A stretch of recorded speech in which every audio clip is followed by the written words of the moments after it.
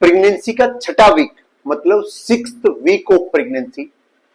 तो अगर आप 6th वीक ऑफ प्रेगनेंसी तो आपके दिमाग में आ रहा होगा कि बेबी का हार्ट बीट कब आता है, सर कौन से लक्षण सामान्य है, कब तुरंत डॉक्टर के पास जाना है।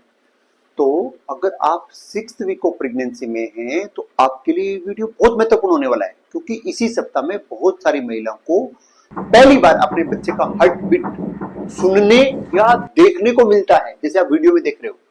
लेकिन सबसे बड़ी गलती क्या होती है आप जानते हैं?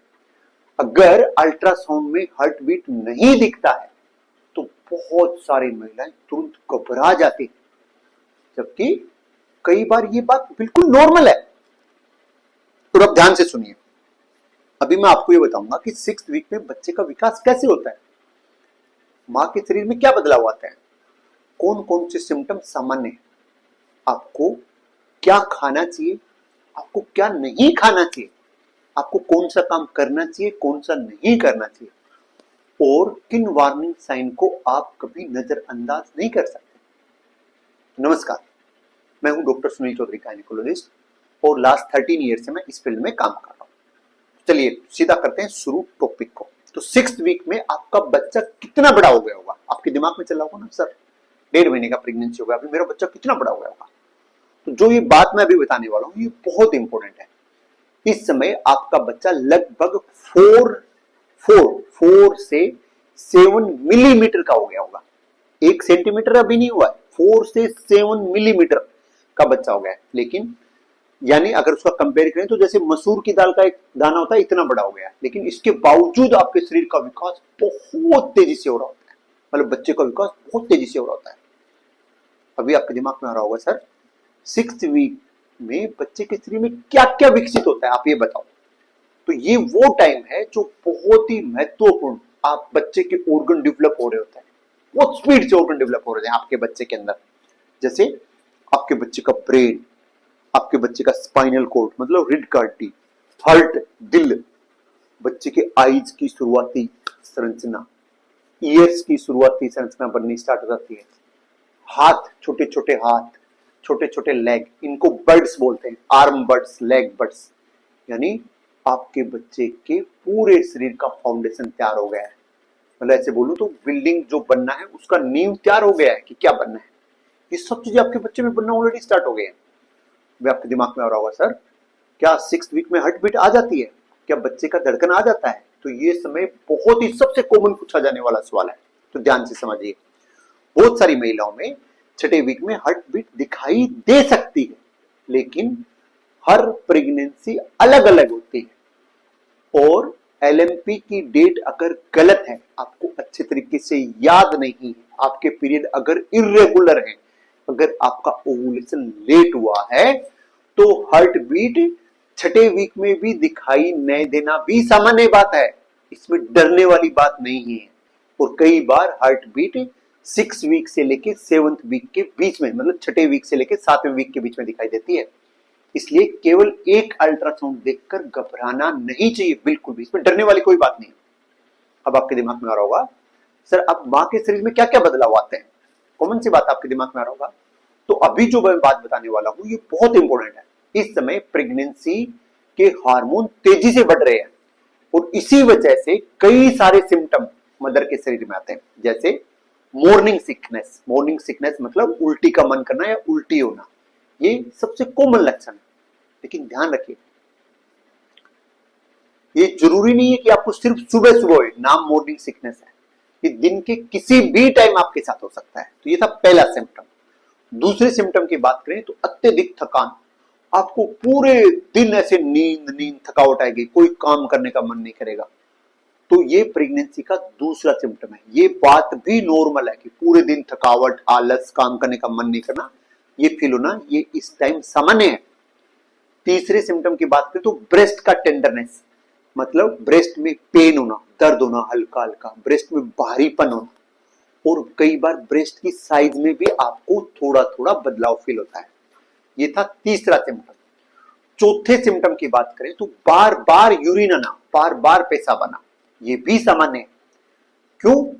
क्योंकि अभी आपके शरीर में ब्लड का फ्लो बढ़ रहा है एंड बच्चेदानी का साइज भी थोड़ा थोड़ा बढ़ने लग गया है, ये चीज भी नॉर्मल है। ये था चौथा, यूरिन बार बार आना। पांचवें की बात करें तो मूड स्विंग बहुत इंपॉर्टेंट है। हार्मोनल बदलाव की वजह से इमोशनल बदलाव भी आते हैं। कभी कभी लेडी ज्यादा खुश होती है, कभी कभी वो ज्यादा टेंशन लेती है, उसको चिंता ज्यादा होती है, कई बार बिना ही कारण रोना स्टार्ट कर देती है। ये सब चीज सामान्य है, इसलिए ये वीडियो अपने हस्बैंड के साथ जरूर शेयर करें, उसको समझ में आए ये चीज आपके साथ नॉर्मल है, ये प्रेगनेंसी की वजह से हो रहा है, आप जानबूझ के नहीं कर रहे हो। तो ये वीडियो अपने हस्बैंड के साथ जरूर शेयर करें। लेकिन यहाँ पे सबसे बड़ी गलती लोग पता है क्या करते हैं, वो अपने सिम्टम की तुलना दूसरी प्रेग्नेंट लेडी से करने लग जाते हैं। मुझे उल्टी नहीं हो रही, उसको तो बहुत उल्टी होती थी, तो क्या मेरी प्रेगनेंसी में प्रॉब्लम है? बिल्कुल नहीं। सिम्टम्स का कम या ज्यादा होना प्रेगनेंसी की क्वालिटी को नहीं बताता कि ज्यादा उल्टी हो रही है तो प्रेगनेंसी ज्यादा अच्छा है, ज्यादा उल्टी नहीं हो रही तो प्रेगनेंसी खराब है, उल्टी हो ही नहीं रही तो मतलब प्रेगनेंसी बिल्कुल ही खराब है। ऐसा बिल्कुल नहीं होता। अभी मैं आपको बताता हूं कि आपको अल्ट्रासाउंड कब करवाना चाहिए। तो अगर आपको डॉक्टर सलाह दें तो छठे वीक से लेके 7वें वीक के बीच में अल्ट्रासाउंड करवाया जाना चाहिए। इसमें कई सारी महत्वपूर्ण चीजें देखी जाती हैं, जैसे gestational sac, second yolk sac, तीसरा एम्ब्रियो, और चौथा एम्ब्रियो के अंदर हार्ट बीट, दिल का धड़कन, सबसे इंपॉर्टेंट। ये सब चीजें देख सकते हैं। लेकिन अगर पहली बार में अगर आपको हार्ट बीट ना दिखे तो घबराना नहीं है।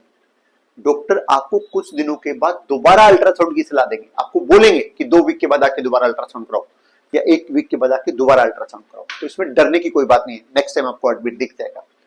और अब जो बात मैं आपको बताने जा रहा हूं वो बहुत इंपॉर्टेंट है। इस समय कौन कौन से सप्लीमेंट लेने जरूरी है? पहला, फोलिक एसिड नियमित रूप से जरूर ले। फोलिक एसिड खाना खाने के बाद लेते हैं। फोलिक एसिड से क्या फायदा होगा, आपके बच्चे के अंदर जो ब्रेन और जो स्पाइनल कोड का डेवलपमेंट हो रहा है उसके अंदर फोलिक एसिड बहुत हेल्प करता है।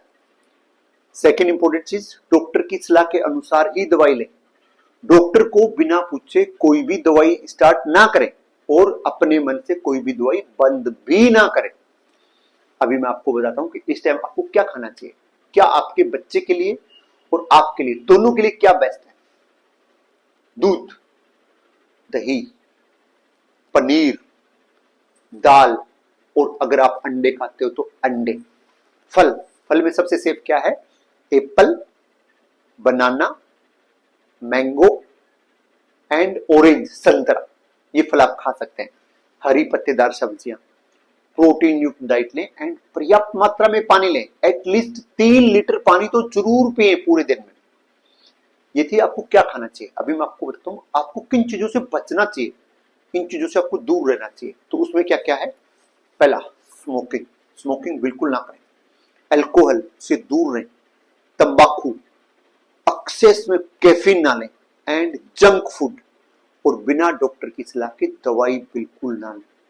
इन चीजों से दूर रहें, ये आपके बच्चे को नुकसान पहुंचा सकता है। और असली खतरा पता है कहां शुरू होता है? असली खतरा यहां शुरू होता है।